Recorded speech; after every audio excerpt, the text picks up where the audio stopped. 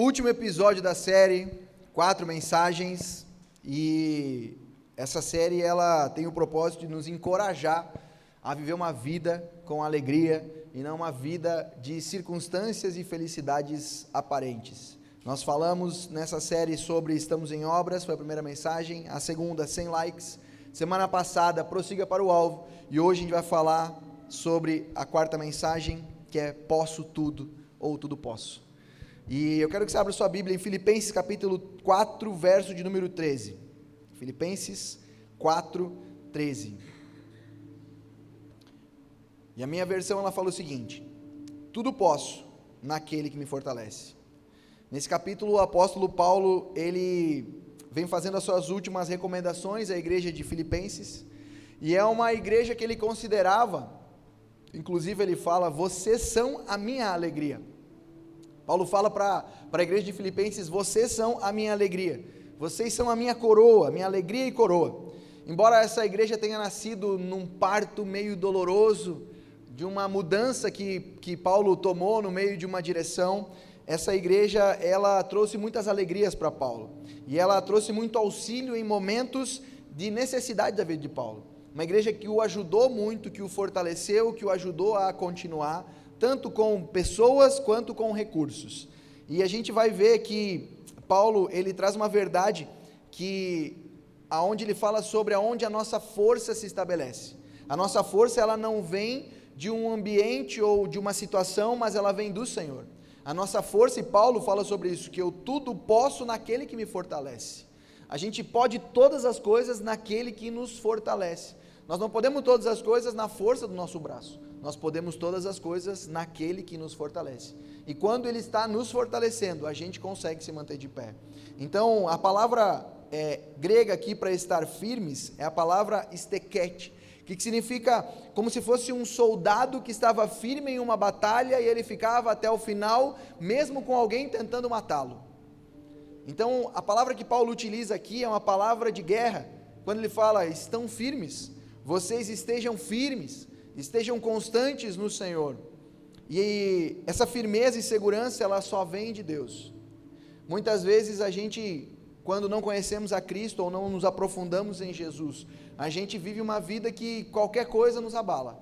Acontece um diagnóstico de um problema na sua vida, de uma doença, e aquilo abala a sua fé, abala a sua vida. Mas quando você está firmado em Deus, onde você tem as suas estacas firmes, os fundamentos na clareza de quem é Deus para a sua vida, isso te mantém de pé, porque você sabe que isso é um propósito de Deus, você sabe que isso Deus pode usar como algo para fortalecer a sua fé e a fé das pessoas que estão ao seu redor. Quando circunstâncias acontecem ao nosso lado, de problemas financeiros, de problemas com a família, e se você está no Senhor, você começa a olhar para isso de um jeito diferente, você começa a perceber que Deus talvez esteja querendo fazer alguma coisa através dessas situações. Mas quando você não está no Senhor, quando você não conhece a Deus, quando você não tem intimidade profunda com Deus, tudo isso vai te abalar. Eu não estou dizendo de pessoas que não conhecem a Deus ou que não vêm para a igreja, eu estou falando de pessoas que vêm para a igreja e não conhecem a Deus, que mesmo assim qualquer coisa abala a vida dele, abala a fé dele. E eu espero que você não seja essa pessoa. Eu desejo que você seja essa pessoa que esteja firme no Senhor, que esteja buscando a presença de Deus e conhecendo Ele em intimidade, para quando as dificuldades aparecerem, você esteja firme e comece a olhar com um olhar diferente para as situações. Porque mesmo até algumas discussões, brigas entre nós, entre irmãos, tem um propósito para isso. Tem um porquê que essas coisas estão acontecendo. Muitas vezes é para tratar sempre o nosso caráter, para tratar quem nós somos. E a gente acha que não, a gente acha que o problema é o outro, que o outro tem alguma coisa. E o texto, desse texto de Filipenses, ele é muito claro, e eu quero falar com você quatro verdades, ou 4 coisas, 4 características, que elas me chamam a atenção nesse texto. A primeira delas é que um cristão fortalecido pelo Senhor é um cristão que tem unidade e propósito. O cristão que é fortalecido pelo Senhor, ele caminha em unidade e em propósito. Olha só, Filipenses 4, 2 fala o seguinte: suplico a Evódia e a Sintique que restabeleçam a boa convivência no Senhor. Paulo, ele não só advertiu os crentes, no capítulo 3, que falava sobre algumas doutrinas que eles refutavam algumas doutrinas, que não era permitido, que não era para eles permitir algumas coisas naquela igreja, de algumas situações que estavam vivendo. No capítulo 3 ele fala isso, só que também ele fala sobre os problemas de relacionamento na igreja local. Evódia e Sinti, que eram duas mulheres que eram ajudantes no começo, no propósito da igreja, do início da igreja, e elas estavam tendo discussões. A desarmonia entre dois membros da igreja não era um pequeno problema para Paulo, mas era um grande problema. Ele olhava para aquela situação, por que dois líderes, dois irmãos, duas pessoas da igreja estão tendo essas dificuldades? Então para Paulo, para ele escrever uma carta, pense comigo, ele está na prisão, cara. Falei semana passada, se fosse você que estivesse numa prisão, com pessoas que te abandonaram, que deixaram para trás, você escreveria uma carta? E se você escreveria uma carta, qual era o conteúdo dessa carta? E Paulo está na prisão e ele está preocupado com o problema de dois irmãos da igreja, cara. Dois irmãos que estão brigando, ele podia dizer, mas que se exploda. Que saiam da igreja então. Está só incomodando mesmo, é um sarna. Só que Paulo manda uma carta dizendo assim, eu peço que vocês se reconciliem. Eu peço que vocês conversem. Evódia e Sinti, que é um nome bonito para você colocar na sua filha. São duas irmãs que elas ocupavam uma posição de liderança na igreja. Evódia e Sinti, que elas haviam se esforçado com Paulo no evangelho, e Paulo fala que os nomes delas estavam escritos no livro da vida, assim como o dele. E Evódia significa doce fragrância, e Sinti, que significa boa sorte. Só que elas estavam vivendo de maneira repreensível. O que é uma vida repreensível? A gente pode repreender entre nós, e nós devemos repreender um ao outro. Então existem situações na nossa vida que a gente precisa ser repreendido pela outra pessoa. E Paulo, ele fala que a vida delas está sendo repreensível nesse momento. E ele fala para um irmão da igreja, que ele não cita nem o nome, dizendo assim, ajude elas a se reconciliar. Ajude elas, porque o que nós temos que fazer como irmãos, quando vemos alguma situação de pessoas que estão desajustadas, em situações de brigas e discussões, é fazermos uma ponte. Por isso que nós temos o ministério da reconciliação. 1 Coríntios 5 vai falar sobre isso, que o Senhor nos confiou o ministério da reconciliação, reconciliação de Deus com o homem e do homem com o homem.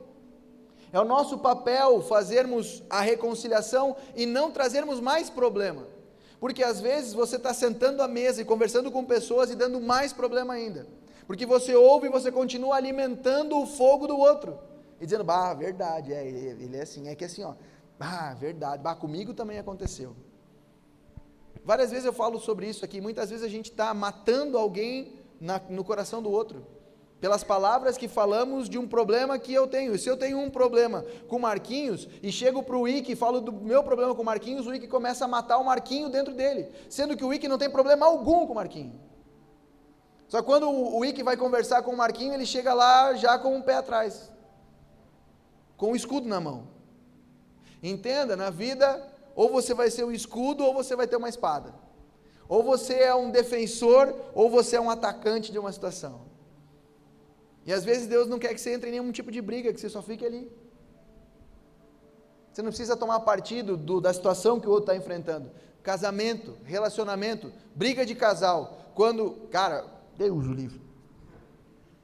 No começo da minha caminhada cristã, que a gente discipula pessoas, eu discipulava os meninos e a Manu discipulava umas meninas. E o menino era namorado da menina e a menina namorado do menino. E aí o menino me contava o problema que ele tinha com a menina. E eu defendia o menino e a Manu defendia a menina. Então nós brigávamos na casa porque eu defendia um e ela defendia o outro. Sendo que o problema não era nosso. Alguém já se viu nessa situação? Briga dos pais, você toma um partido. Briga dos irmãos, você toma um partido. Você fica de um lado de um, do lado do outro. A gente é assim, a gente vai querer tomar um partido. A gente abraça uma causa. E aqui Paulo está falando, está solicitando à igreja que eles deviam auxiliar aquelas mulheres a viverem em harmonia, a voltar a se reconciliar. E a gente precisa na igreja exercer esse ministério, esse serviço.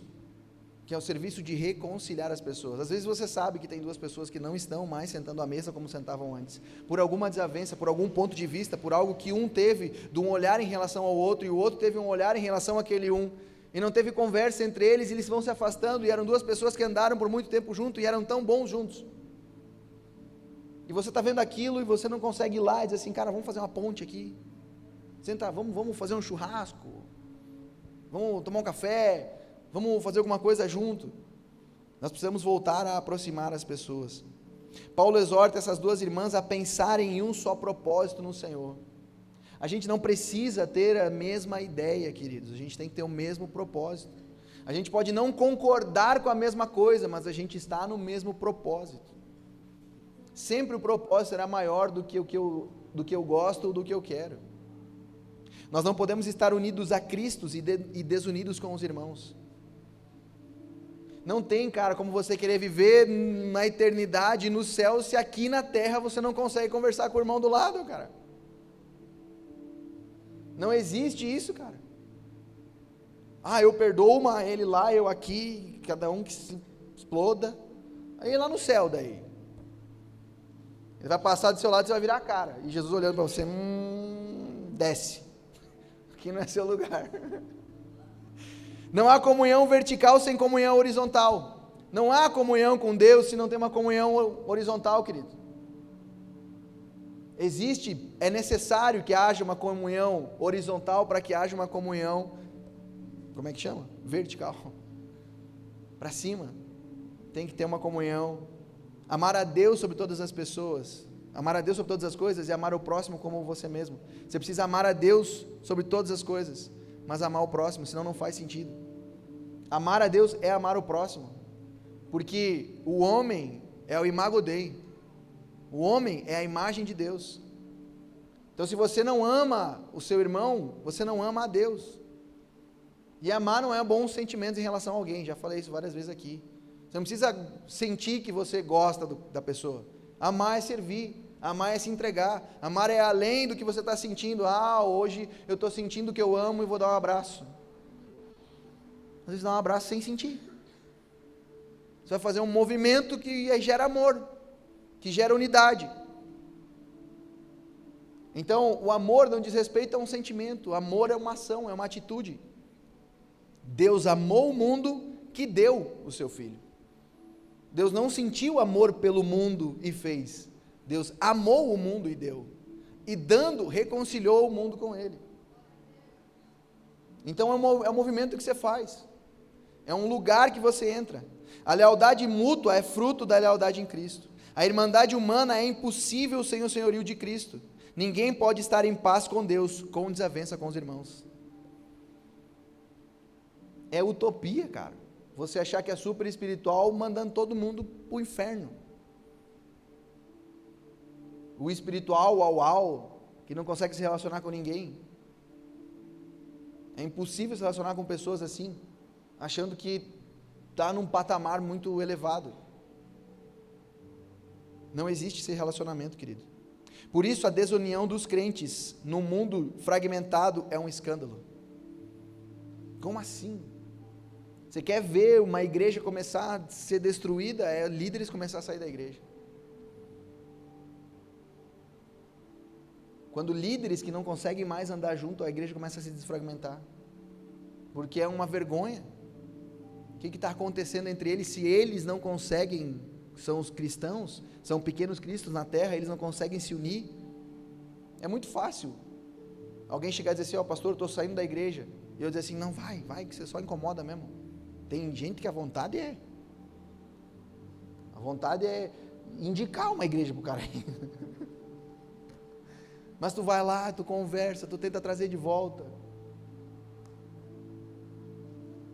Porque se é líder é pior ainda, cara. Porque o problema é maior ainda. Que as pessoas esperam, falei semana passada, tenho falado direto, as pessoas veem aqui um lugar de solução, de transformação. E aí se aqui está assim, o cara vai olhar e vai dizer, esse lá está assim, estão tudo se matando.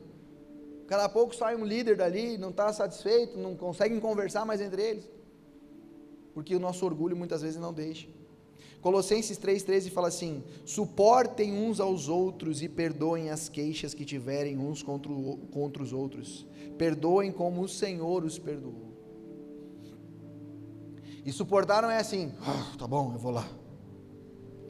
Suportar é qual é a necessidade que ele tem e botar nas costas, botar em cima dos ombros. Isso é suportar. Suportar não é assim, eu vou lá na casa do Ike, não suporto ele, mas vou lá, vou suportar ele. Não, eu vou lá porque ele tem uma dificuldade, eu vou botar ele no meu ombro e vou ajudar a carregar essa arca com ele até que ele esteja restabelecido. Isso é suportar. Segundo ponto, um cristão fortalecido pelo Senhor é alegre. Filipenses 4 e 5, estejam sempre cheios de alegria no Senhor, e digo outra vez, alegrem-se, todo mundo veja que vocês são amáveis em tudo quanto fazem, o Senhor virá em breve. Alegria é uma ordenança e não uma opção. Ser alegre é um mandamento e não uma recomendação. Deixar de ser alegre é uma desobediência. Deixar de ser alegre é uma desobediência. A Bíblia fala, o Evangelho trouxe alegria, o reino de Deus é alegria, o fruto do Espírito é alegria, a ordem de Deus é alegrai-vos. Mas você, não. Você é triste. Você conversou com aquela pessoa, e aí como é que está? Meio, luta, guerra. O cara cristão, fervoroso, você vai conversar com o cara, está sempre ruim, está sempre mal, tem sempre alguma coisa acontecendo ruim.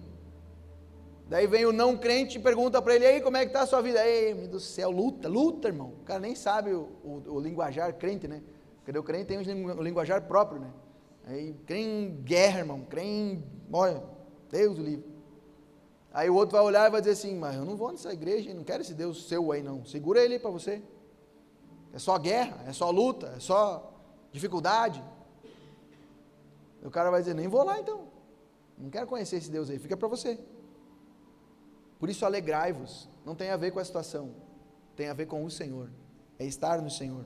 A gente vive em um mundo que as pessoas fazem de tudo para obter felicidade, mas cada vez mais está difícil de preencher esse lugar. A felicidade ela é passageira e momentânea, mas a alegria ela é no Senhor. A alegria não é uma coisa, a alegria é uma pessoa. Alegrei-me no Senhor. A marca de um cristão deve ser a alegria. Salmo 51 vai falar quando Davi se reconcilia com Deus, se reconcilia com o Senhor após ele ter tido pecado com Batseba, ele escreve o Salmo 51, e ele fala no versículo 12 assim, restitui-me a alegria da tua salvação, e sustenta-me com um espírito disposto a obedecer, restitui-me a alegria da salvação. A alegria não é qualquer coisa, a alegria é da salvação, querido. Você estava morto, você estava no inferno, você estava no mar do inferno, do pecado, e Ele te resgatou e te deu vida. A sua alegria é por isso, não é pelo que você tem, pelo que você conquista, se você tem casa, se você não tem casa, se você paga aluguel, se você tem carro, se não tem carro. A alegria é no Senhor que te trouxe a salvação, querido. Você está de férias na terra, meu. Você é eterno, você vai passar aqui 70, 80 anos, 90 é hora extra. É 90 anos para uma eternidade, cara. Se você olhar para trás e só parar e pensar, tipo assim, quanto já teve de Jesus para cá só? 2024 anos, de Jesus para cá. E você tem só, faz a sua idade aí, 30, 40, 50, Edson, 70. Ei, e a gente está aqui e luta por isso aqui. E estamos aqui nessa guerra por isso aqui e nós temos uma eternidade. Por isso que a alegria é da salvação. Você tem que se alegrar pela salvação que veio para a sua vida. Porque se você não se alegrou pela salvação é porque você está indo por um caminho de morte. Se você entende que você foi resgatado, que você é salvo por Cristo, você tem que ser alegre, cara. Porque o fim da sua vida é a eternidade, é a alegria, é graça, é amor, é paz. Não haverá mais guerra, não haverá mais tribulação, não haverá mais doenças, não haverá mais nada disso. A oportunidade que você tem aqui é de falar de Jesus, é de ser tentado pelo diabo a desistir. Essa é a oportunidade que você tem. É o que o diabo está fazendo nesse período, porque lá ele não vai ter como te tentar. Então você tem que ter a alegria da salvação. O pastor Giovan fala o seguinte: o cristão que não encontra prazer na salvação dificilmente encontrará um lugar ou alguém a não ser no Senhor. O cristão que não encontrar prazer na salvação dificilmente encontrará em algum lugar ou encontrará em alguém. Se você não encontrar a alegria da salvação, você não vai encontrar nos bens, na família, em nada. É no Senhor, querido. E o apóstolo Paulo entendeu muito bem isso, desde o dia que ele foi ganho por Cristo. Ele mudou sua vida por inteiro. Ele nunca mais foi o mesmo, porque a alegria da salvação entrou no coração daquele cara. Gálatas 5, 22 e 23, fala o seguinte: entretanto, o fruto do Espírito é amor, alegria, paz, paciência, bondade, longanimidade, benignidade, fidelidade, mansidão, domínio próprio. Contra essas coisas não há lei. John Wesley fala: busquem a felicidade em Cristo e só nele. Cuidem-se de não se apegar ao pó. Essa terra não é o destino de vocês. Cuidem-se a não se apegar ao pó. Falei daquele velório que eu fui, que a irmã falou, a sobrinha falou, o que a gente é? Essa semana semana passada, não sei, fui no hospital fazer uma oração com o irmão, e a filha do cara olhou para mim e falou assim: o que a gente é, pastor? Nossa irmã aqui da igreja, ela está com seu pai no hospital, estava, não sei se saiu, está no hospital ainda? Tá. E ela falou: o que a gente é, pastor? A vida inteira fazendo força, trabalhando, e agora no leito de hospital, esperando alguém para trocar suas roupas, esperando alguém para esfriar sua cabeça, esperando alguém para dar uma medicação, dependendo de todo mundo. Alguém que não dependia de mais ninguém. O que a gente é? Que a gente está se apegando ao pó, se apegando às coisas dessa terra. E não estou dizendo para você não fazer, não construir, estou dizendo para você não se apegar. Tenha as mãos livres. Os apóstolos, quando recebiam as ofertas, a Bíblia conta que eles jogavam aos pés dos apóstolos, porque eles não estavam apegados a nada, nada em suas mãos, as mãos estão livres. As ofertas, o recurso, o dinheiro, os bens, a propriedade, vem tudo para os teus pés, e não nas suas mãos. As suas mãos têm que estar livres, para a hora que ele te chamar, você levantar a mão e dizer: eis-me aqui. Mas muitas vezes a gente está com tudo nas mãos, segurando, e o Senhor chama e diz, que nem um jovem rico: eu não posso largar isso. Eu não posso largar essa riqueza para ganhar a sua riqueza. Eu não posso deixar isso aqui para trás. Quantos de nós muitas vezes respondemos isso? Eu não posso largar isso. Eu não posso deixar ir para ele viver a vida dele. Eu não posso deixar avançar. Eu não posso porque eu estou segurando, eu preciso segurar, eu preciso. Nossa alegria é uma pessoa e não a ausência de problemas. No mundo tereis, mas tende bom ânimo. Eu venci o mundo. No mundo tereis aflições. No mundo você vai ter problema, mas tende bom ânimo. Você venceu o mundo? Ele venceu. Por isso que a alegria não é coisas, é uma pessoa. Tende bom ânimo, porque eu venci o mundo, ele fala. A nossa alegria está no... Você tem que entender isso aí, que a sua alegria é no Senhor e não nas coisas. Não no livramento que você teve da situação, mas de você ter o Senhor. Porque, assim como eu falei no casamento, semana passada, se o Senhor é convidado para estar no casamento, Ele vai fazer o milagre, porque Ele está lá. Eu não preciso ser chamado às pressas para resolver o problema. O milagre da transformação da água em vinho no casamento é porque Ele estava lá. Ninguém, quando acabou a água lá, acabou o vinho, saiu correndo e foi até a casa de Jesus e falou: Jesus, vem cá e vem resolver o problema do casamento. Ele estava lá. Mesmo que não tinha chegado a sua hora, ele fala: deixa que eu faço. Deixa que eu resolvo agora então. Às vezes a gente está assim, Jesus está lá na casa dele, e a gente está fazendo as nossas coisas. Quando o problema acontece, a gente corre para Jesus. Você está lá na sua casa, o problema aconteceu, você corre para um altar, para orar e dizer: Jesus, resolve meu problema. Sendo que o seu problema já está na sua casa, e Jesus tem que estar na sua casa, porque se Ele está na tua casa, Ele resolve o problema. Ele foi convidado para estar. Tem de bom ânimo, eu venci o mundo. Nossa alegria está centrada em Cristo. Quem tem Jesus experimenta essa verdadeira alegria. Quem não tem Jesus pode ter momentos de alegria, mas não a alegria verdadeira. Terceiro ponto: um cristão fortalecido pelo Senhor, ele é grato. Filipenses 4:10, alegro-me grandemente no Senhor, porque novamente vocês renovaram o seu interesse por mim. De fato, vocês já se interessavam, mas não tinham oportunidade de demonstrá-la. Olha só o que Paulo está falando. Ele fala assim, eu me alegro, porque vocês se lembraram de mim novamente, e nesse momento que eu estou vivendo.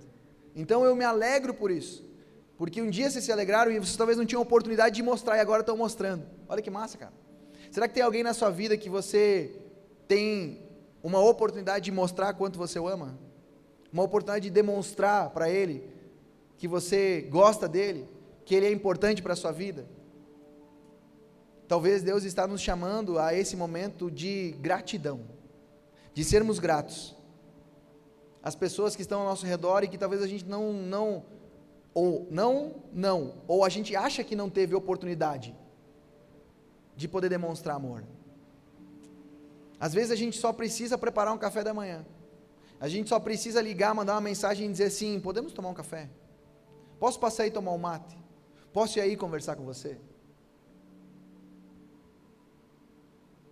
Quantas vezes o Edson chegava de viagem e ele passava lá em casa e mandava uma mensagem, está onde?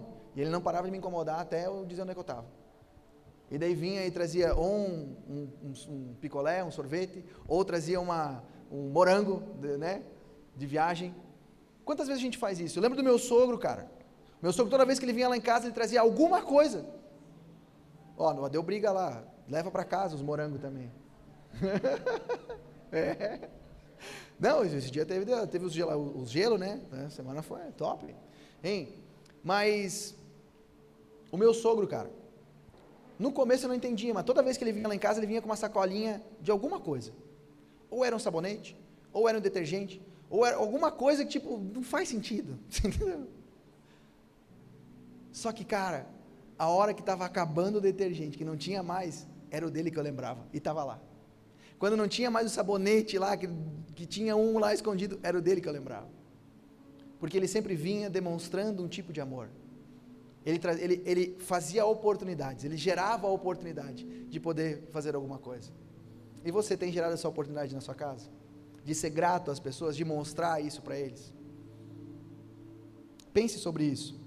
Paulo põe toda a ênfase da sua alegria no Senhor e não na generosidade. Olha que interessante, ele sabia que os crentes de Filipos eram apenas instrumentos de Deus. Aquilo que eu falei para vocês aqui. Esse mês agora aqui, eu ganhei um celular, arrumaram o meu carro, trocaram os pneus do meu carro, e eu sei que isso foi o Senhor usando essas pessoas. Porque se eu acho que é sobre eles, e se eles acham que estão fazendo isso por mim, para me prender, não consegue. E se eu me colocar nesse lugar de prisão sobre alguém que está me fazendo alguma coisa, eu também fico preso. Então eles são só instrumentos de Deus. Assim como alguém, se fizer alguma coisa para você, ele é instrumento de Deus na sua vida. Quando você ganha alguma coisa de alguém, ele é instrumento de Deus na sua vida. É isso que Paulo está falando aos Filipenses. Vocês são instrumentos de Deus, e como é bom ser instrumento de Deus, cara. Como é bom você ser instrumento de Deus na vida de alguém, de instruir, de ajudar, de informar, de ajudar de todas as formas. Você se torna um instrumento, você participando daquilo que os céus estão fazendo, cara. Aquilo que os céus estão querendo, você é um instrumento de Deus. Charles Spurgeon fala o seguinte: não é o quanto temos, mas o quanto apreciamos do que nós temos é o que nos faz felizes. Não é o que nós temos, mas é o quanto nós apreciamos o que nós temos que nos faz felizes. Às vezes você tem uma pequena propriedade, ou só uma família, e você não consegue apreciar a família que você tem, sempre querendo algo a mais. Aí você não consegue ser feliz, que você está sempre em busca da felicidade. Tem um filme assim, eu acho que é, né? Em busca da felicidade. Constantemente em busca da felicidade. Você não é contente com o que você tem. A gratidão é uma atitude que traz alegria para quem a manifesta e para quem a recebe.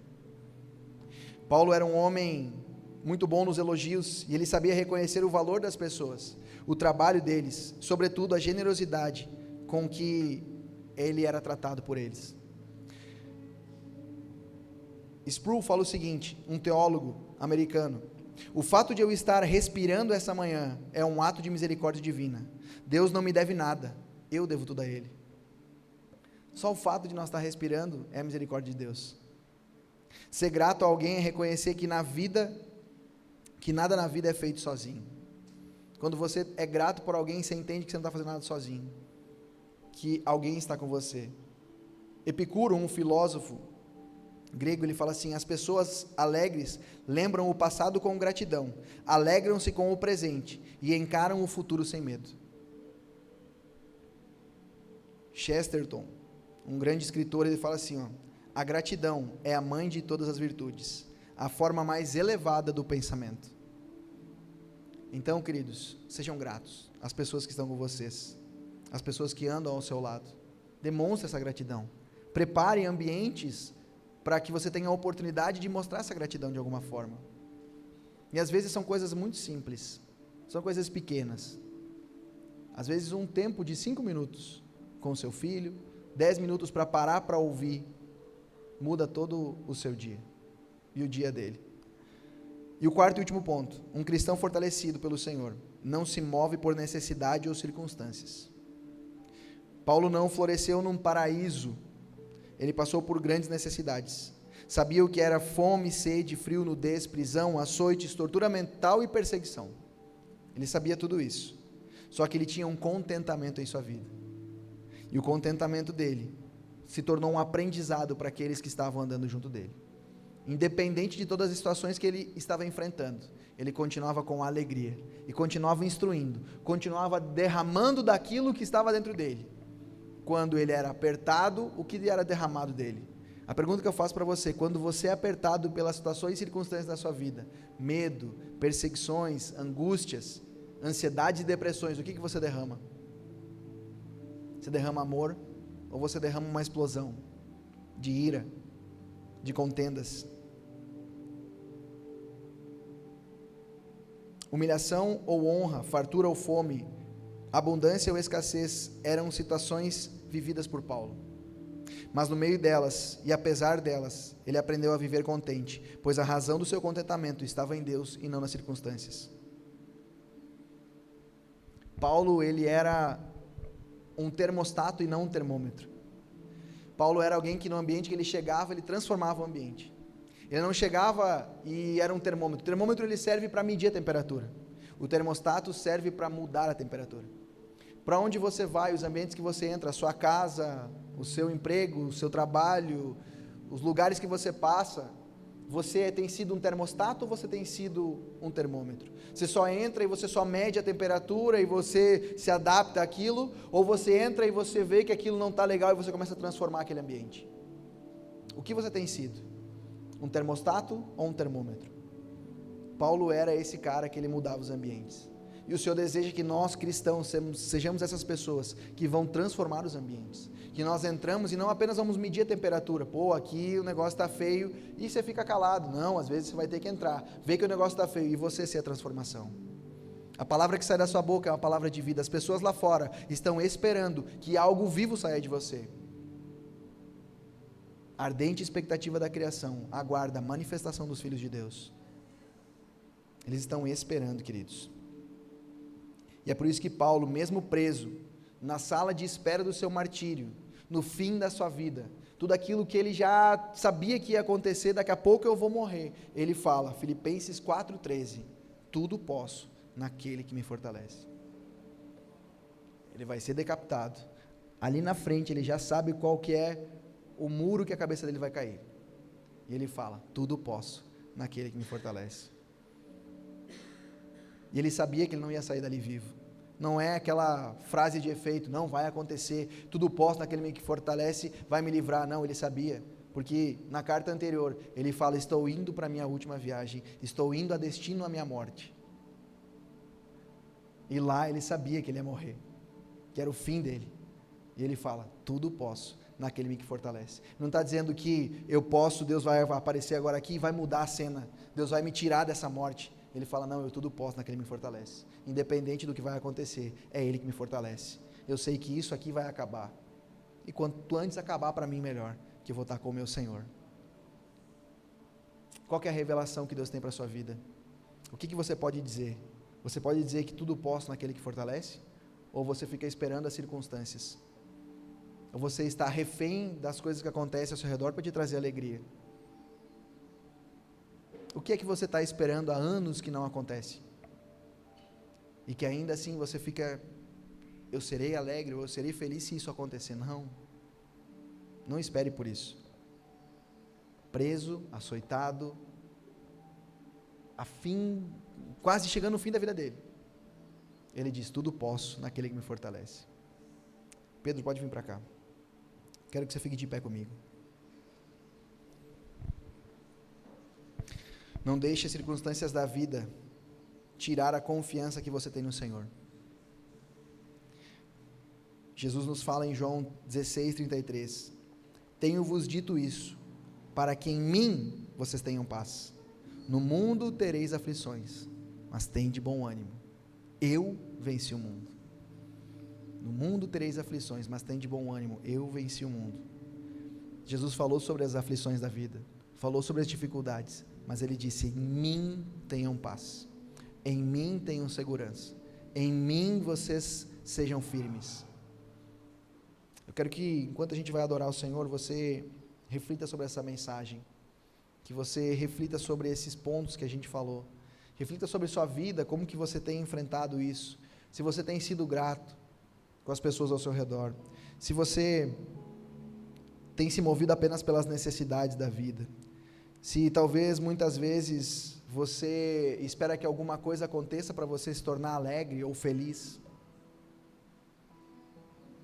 Ou talvez você está com alguma dificuldade com algum irmão, uma desavença com alguém, não vivendo a unidade do propósito que Deus tem para a sua vida, para a vida da igreja, para a sua família, porque talvez uma desavença que você tem está impedindo o reino de Deus de avançar. Sabia disso? Algo que Deus queria fazer para acontecer, uma desavença, acaba atrasando o processo de Deus. Então reflita no Senhor enquanto a gente adora o Senhor.